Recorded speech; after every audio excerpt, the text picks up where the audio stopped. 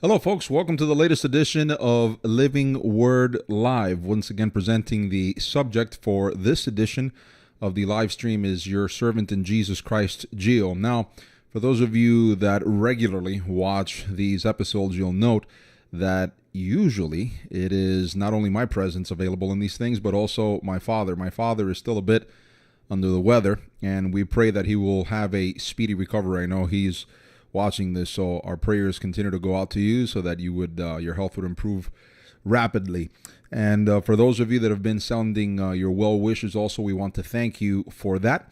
And as I had mentioned during Sunday's teaching, that we would extend ourselves one more edition to this topic in particular, because as I had stated on Sunday, this is one of those subjects that the church has gotten thoroughly wrong throughout the years. And when I mean the church, please understand that I'm speaking more broadly and more generally about Christian churches. And there's also a lot of blame here within Catholicism, and a lot of those ideas have infiltrated themselves into the evangelical church. So it's not like if they're without fault. When one considers that even more, you begin to understand that there's a reasoning why there's this entire idea that gets promoted that lay Christians have to stay and even love poverty.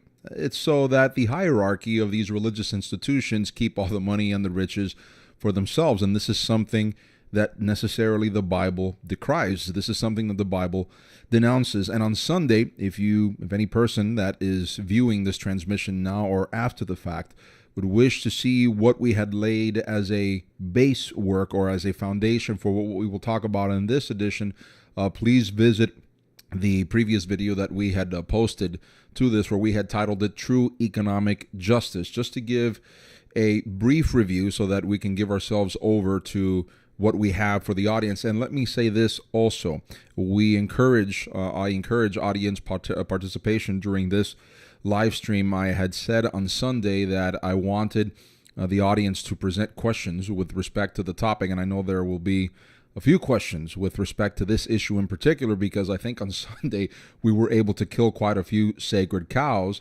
and this undermines, as it were, the flawed understanding that many churches have promoted about riches, about wealth, about where that comes from, if it's inherently good, and such other ideas such as this.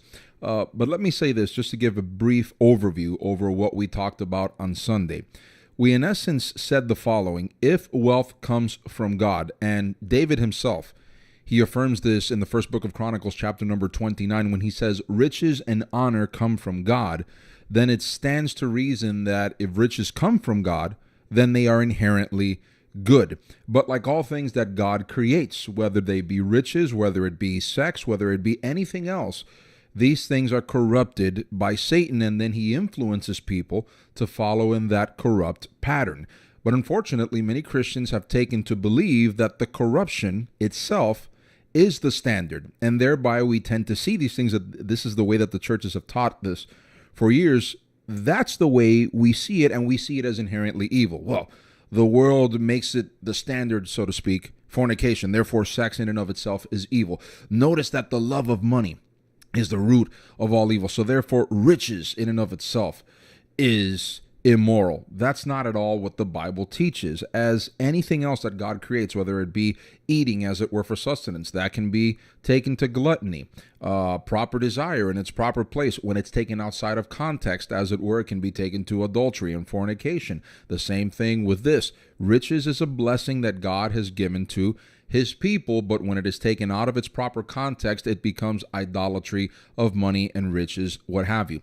Having said that, there's one thing that we were not able to, let's say, cover during Sunday's transmission, and I'd like to address it briefly, because I know some people will have questions pertaining to this particular text, and it is found in 1 Timothy chapter number 6, where this is the text where we find that it says, godliness with contentment is great gain. Verse 6, for we brought nothing into this world, and it is certain that we can carry nothing out. That's verse 7. Verse 8, and having food and raiment, let us be therewith content. But they that will be rich, other versions say, they that desire riches, fall into temptation and a snare, and into many foolish and hurtful lusts, which drown men in destruction and perdition. This is where we also find the following famous text, which has also been misinterpreted because people will say money is the root of all evil. That's not what the text says. It says, for the love of money is the root of all evil, which, while some coveted after, they have erred from the faith and pierced themselves through with many sorrows. You'll note there that there is an idea that undergirds this, because some Christians will point to these verses and say, you see, the riches in and of themselves are sinful. Once again, you'll note that the text, the Apostle Paul here, places the fault with the inclination in particular, not the thing in and of itself. This is something that Christians, we need to understand. Again, if riches come from God, all good things, all perfect things, like James says, descends from the Father of lights from above, in which there is no variation or shadow of turning. And one of these things is riches. David himself says so. God himself says so throughout the text. So if riches comes from God, then we can't say inherently that riches are an evil thing, because then we would be defaming God's character. And we would also be defaming God, who gives good gifts, and now we're saying of those gifts that they are inherently evil. And I don't think any Christian wants to be in that situation. Besides, as we mentioned on Sunday, there's a level of sanctimony here that gets peddled by many believers, and it's time to drop the pretensions, as it were.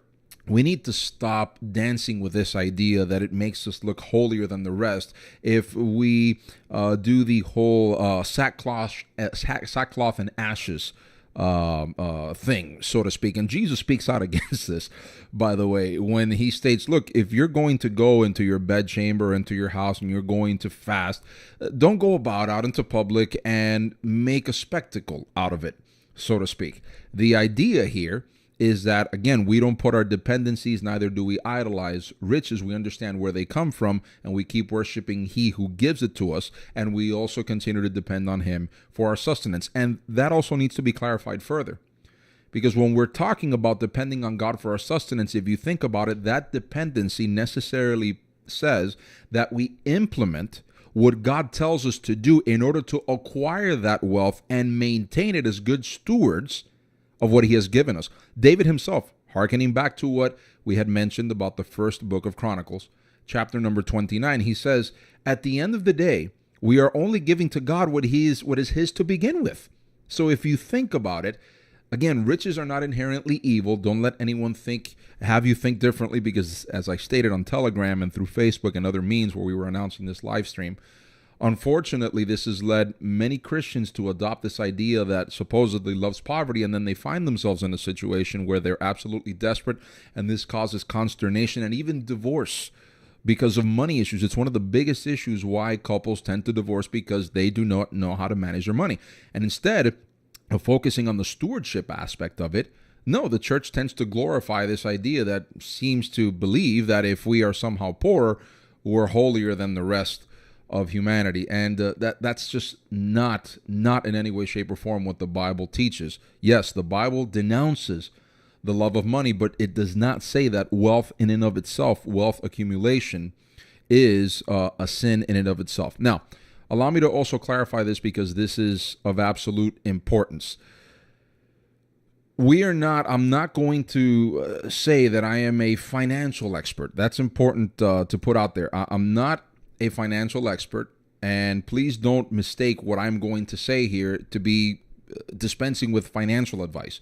And some will say, well, that disclaimer in and of itself makes me not want to pay attention to what you're going to say henceforth. That's fine. You can simply not view this anymore and take it for what it is. The perspective that we will be offering on this transmission is to look at things practically, but from a biblical standpoint of stewardship. And trust me, the Bible has a lot to say about managing money, things that many Christians have not learned. They've learned the opposite, as we've stated before.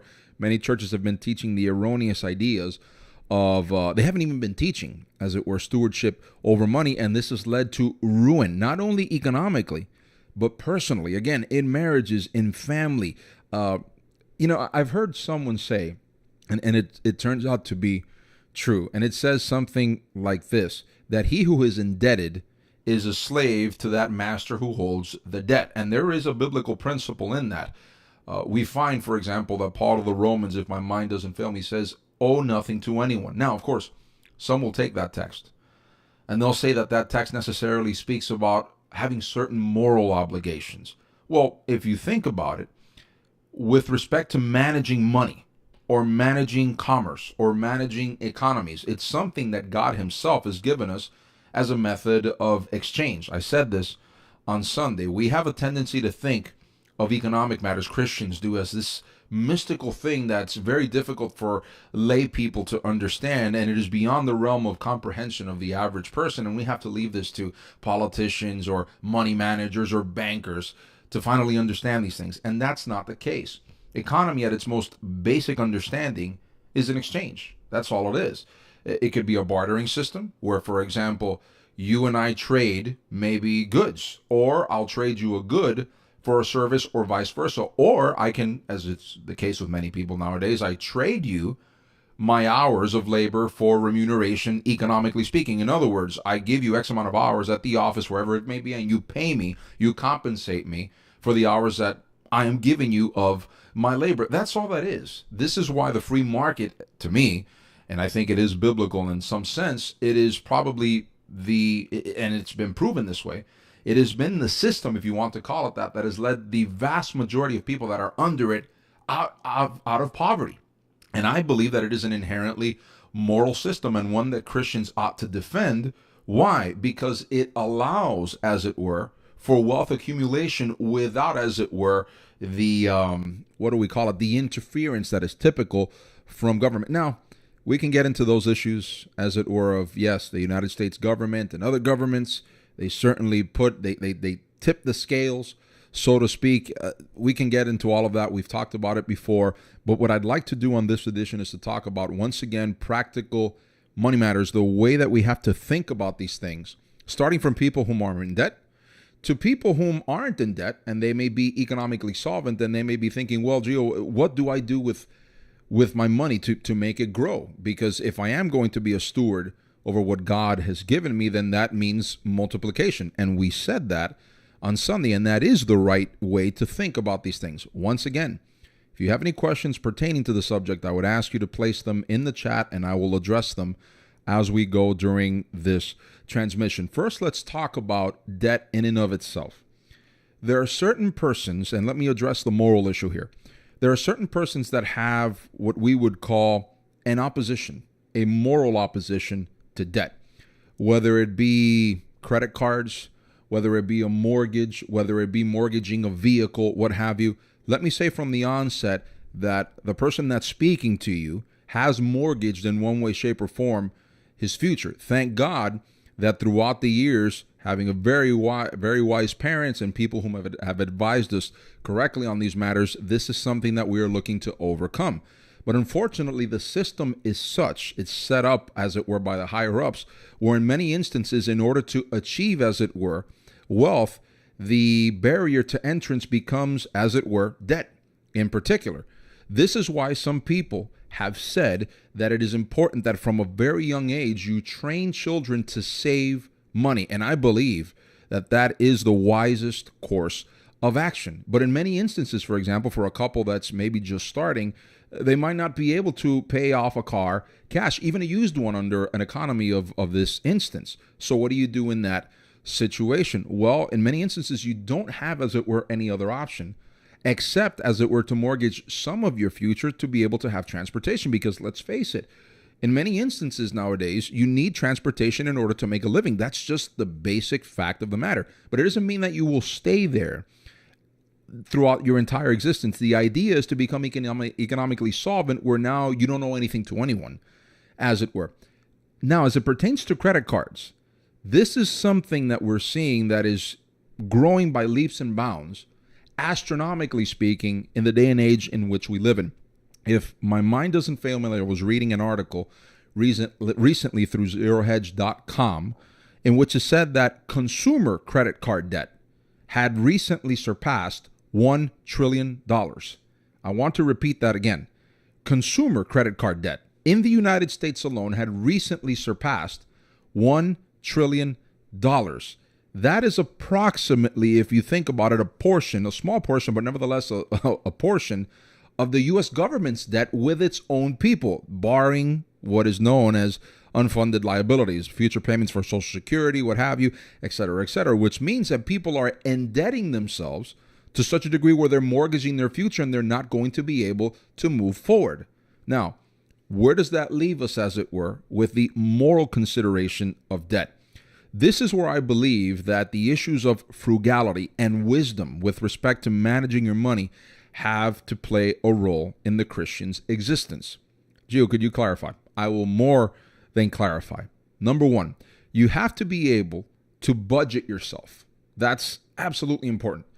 You have to be able to budget yourselves, and you have to make a budget wherein you understand what is essential for daily living.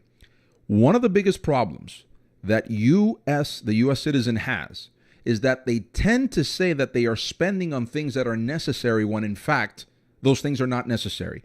Think about the headphones, as it were, that are supremely expensive from this company. And let's face it, the vast majority of times when you're buying those articles, you don't need them, but you want them because in many instances they present them, the companies do, as a status symbol. Have you noticed that even some of the smallest items nowadays, now they're even offering payment plans on these things? And of course, those who are offering payment plans on these things, it's because they make more money on the interest. Some Christians have seen this, and they say this is absolutely immoral. You can see what they're doing, but the problem is that Christians themselves tend to feed into that system because instead, as it were, of being wise economically, they tend to say, I'm going to splurge, and without having any consideration about my tomorrow. If you think about it in a wise fashion, you're in essence mortgaging your future. You're taking your future, the wealth that you could accumulate for yourself and for future generations, because that's what the Bible says, that the parents ought to accumulate for the children and for future generations, and you're mortgaging that for the sake of, again,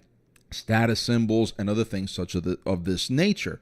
Again, we're not talking here about people necessarily that are in another economic strata of life. We're not talking about these people necessarily. We're talking about maybe couples that are getting started, even young people that aren't married. This is something that we've taught our children. We've taught our children, save for your future, budget yourself, and always think about why you're going to spend on that. Don't do what is known as compulsive spending.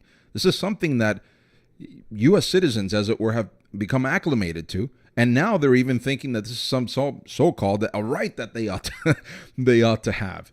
And I'm not arguing that people shouldn't be able to buy things, but if you think about it, there is a moral component to all of this that it actually takes away from your future because you're falling for the trap that the big companies and others want you to fall into of being a consumer. The word in and of itself tells you something.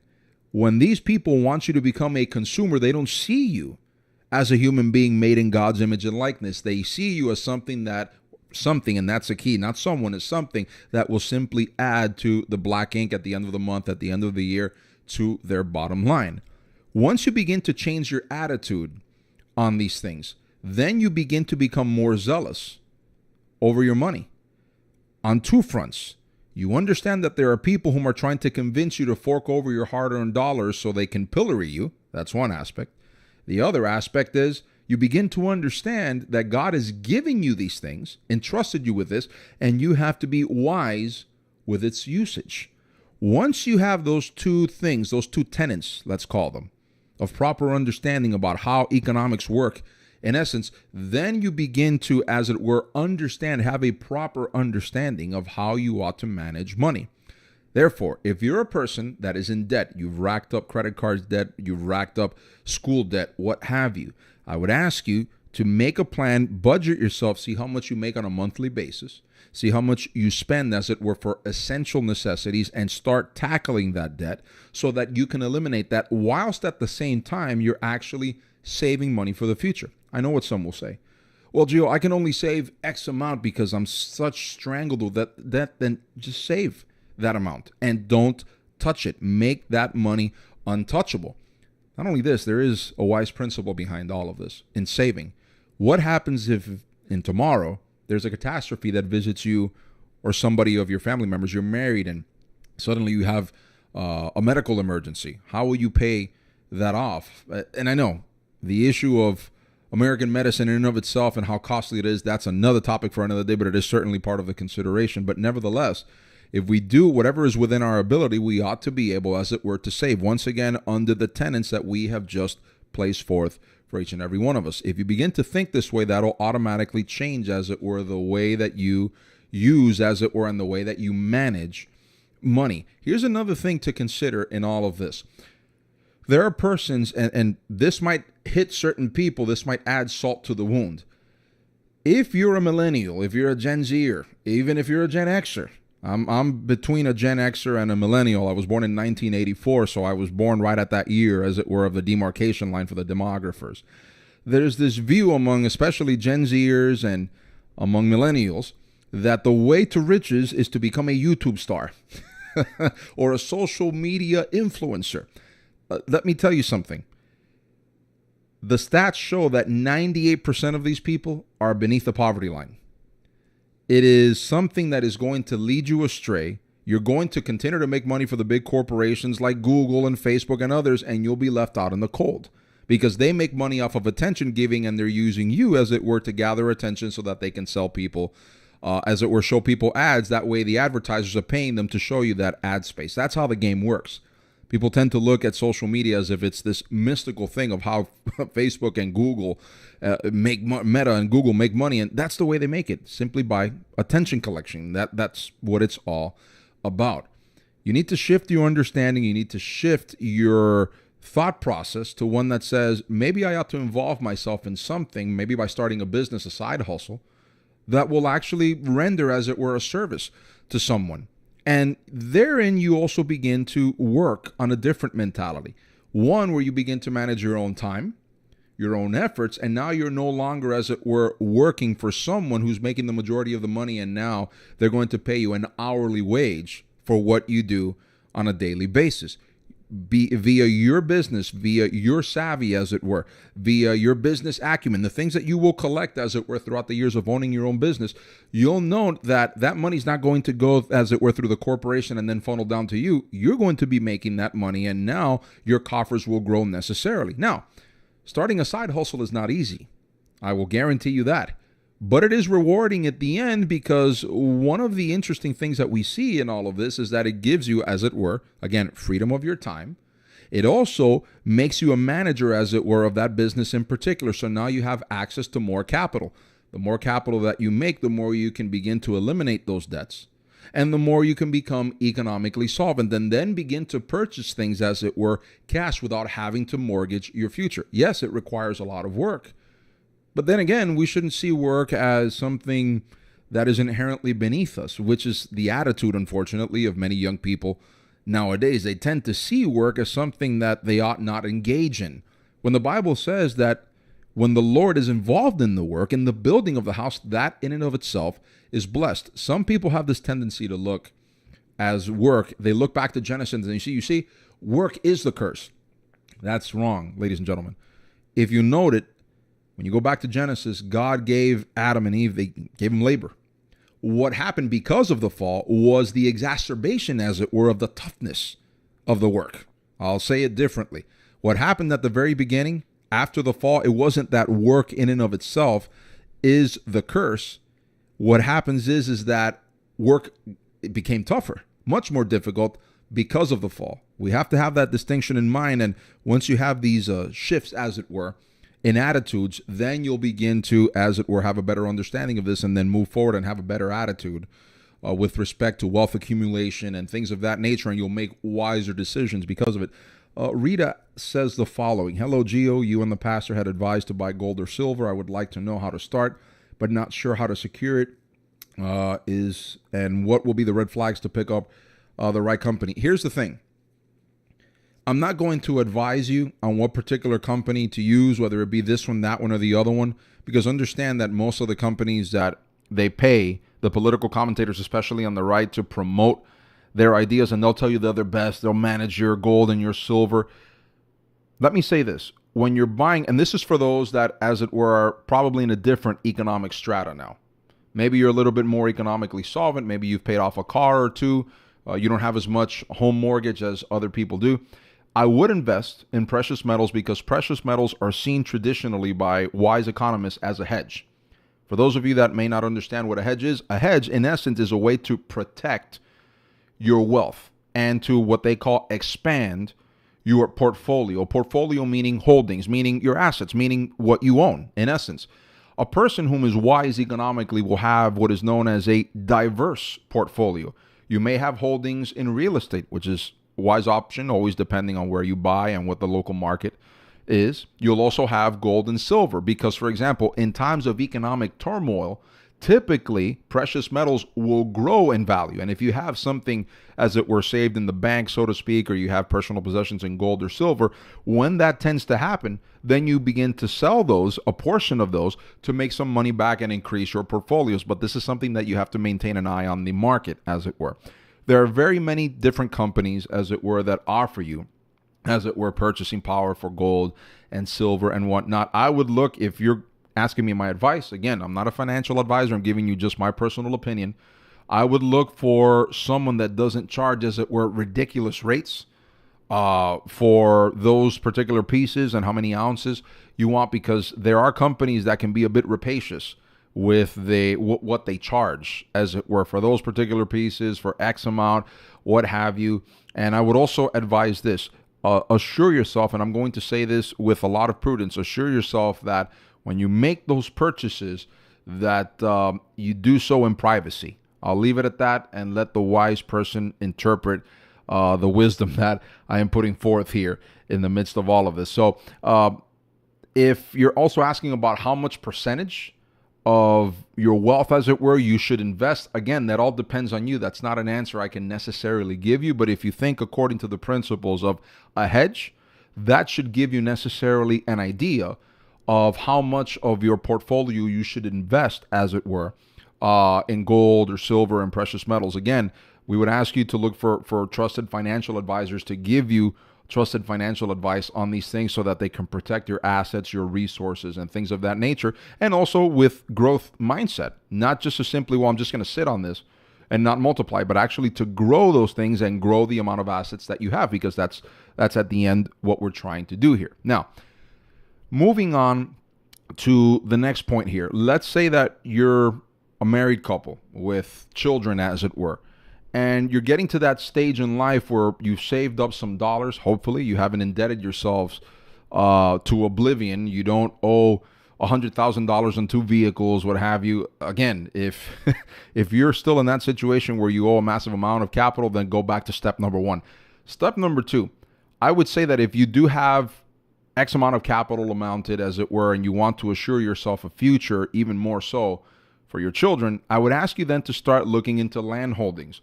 One of the ways that many people, as it were, have grown the assets that they have, their wealth, is by accumulation in land. There are factors that lead to this that one needs to consider: the area, the potential for development in the future, the potential for maybe, if you're a person that maybe likes to flip houses, that's one option that a lot of people have used to generate wealth personally.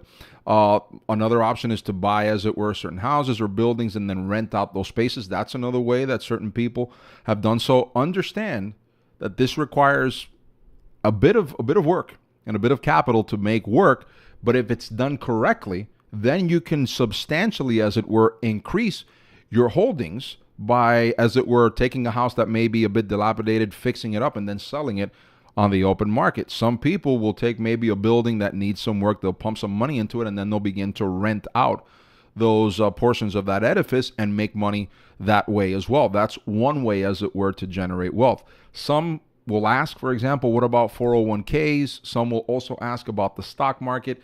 Personally speaking, this is just my personal opinion. I know people who say that playing the stock market, as it were, is not this great science, and if you get the right guy, as it were, it'll do great. That's all dependent on you. Personally speaking, this is my own opinion. I don't normally play the stock market because of the ebbs and flows of these things, and there's just an awful lot of corruption, an awful lot of manipulation, as it were, in the stock market.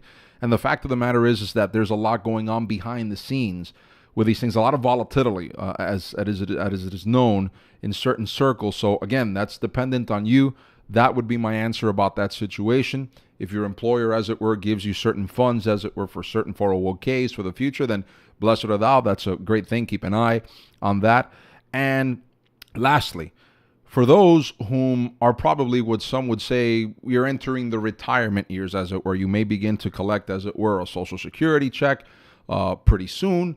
The children are already out of the house. They're already establishing good families on their own, what have you. Some will say, well, what do I do about my future? Should I buy that yacht that I've been wanting to buy, or should I buy that six-wheeler, as it were, that I've been desiring? If you've got the money to do it, then you know what? As long as it's not going to take you to bankruptcy, then go ahead and do it and enjoy that and thank the good Lord for that. You ought not be ashamed, as it were, that if you've worked hard, if you've labored correctly, and this has been the remuneration of your work, then enjoy those things. That's not something that someone should make you feel shame over. But I would advise that you still think wisely over the use of your funds, because we've also seen that with a lot of older folks, they have this tendency, well, I'm in my retirement years and I'm just going to blow through everything that I have. And we've seen cases of people who still have life to live that once they retired, they basically blew through all their savings, and now they're in their retirement years going back to a situation like if they were 15 again, having to accumulate and trying to get out of debt. Again, this all goes back to how to wisely use your money. This all goes back to how to wisely be a steward over what God has given you. If you have these tenets in mind, and if you employ them properly, then you will assure, as it were, your financial future and the future of your children. And by the way, I think it goes without saying, but I'm going to say it anyways. Teach these principles to your children, because the Bible talks very clearly about irresponsible children being ashamed to their parents. And Jesus himself, in one of the parables, he tells us clearly that this prodigal son, what was it that he did with the inheritance that his father was going to give him? Something that his father worked hard for, one presumably assumes, right? He basically wasted it away on harlots and all sorts of things. Notice how Jesus tucked into that parable, as it were, into that narrative, the issues of money and mismanaging money, because this person wanted to give himself to licentiousness. And notice how he blew through all of it on dissipation. I mean, even within these things that these narratives in the Bible that we tend to look at them for one spiritual angle, notice that there's practicality within them as well. Many Christians don't have a tendency to look at these things in that way. But the fact of the matter is that they're there, and they teach us multiple lessons if we're willing to look at them straight in the eye and without sanctimony. It's important for us to understand. Here's one last point, and I'll end with this if no one else has any questions. Be very careful with this culture of plastic. What do I mean? One of the things that we have heard consistently from people is as follows. Well, it's a lot easier for me to use the debit card or the credit card. But then I find out that I just kept swiping and swiping and swiping, and next thing I found out I had nothing. Well, of course the credit card companies and the debit card companies, Visa, MasterCard, whomever they be, are propelling you. They're pushing you to use their cards, because every time you swipe, they make a portion of the transaction, which, by the way, leads to things being more expensive to begin with, and most people don't understand that.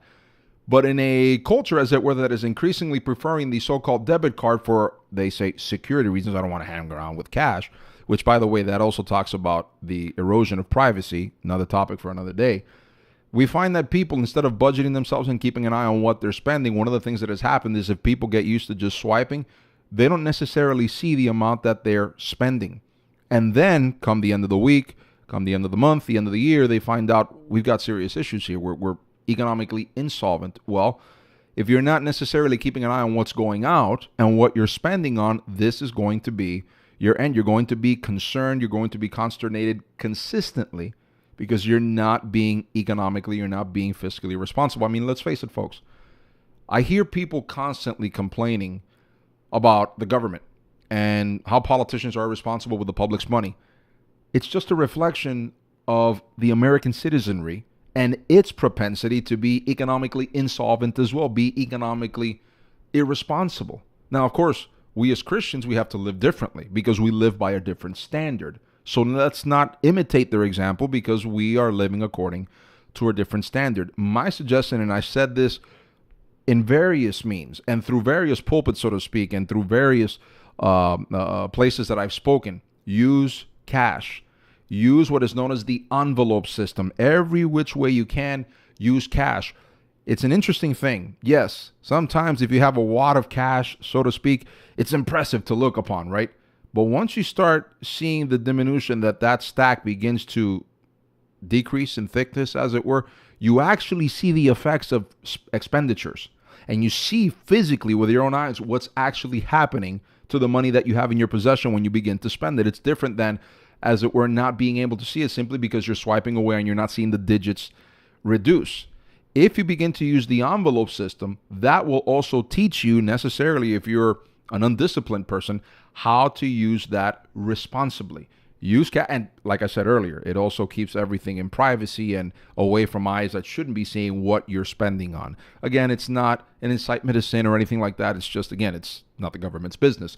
So these are the basic points I wanted to touch on this evening. We want to thank those of you that have participated on this edition of the live stream. I hope that in some way, shape, or form this has helped you. If you have any other questions pertaining to the subject that maybe you want to ask more personally and you didn't want to place it on the chat because it may be a bit more personal, then write me an email. You can write me at Giovanni, Giovanne, at palavraviva.org, or you can write me at info@pvradio.org. Any of those questions, and hopefully I'll be able to respond within the next couple of days. I hope that this will help you to have a proper understanding of what I believe to be, and I think I have biblical backing for this. I think we've been able to prove it in the last two editions of Living Word Live, that the Bible tells us to view wealth not as an inherent evil, but as an inherent good because it comes from God. And therefore, we have to be good stewards over what God gives us. Therefore, we have to have a different mentality about it,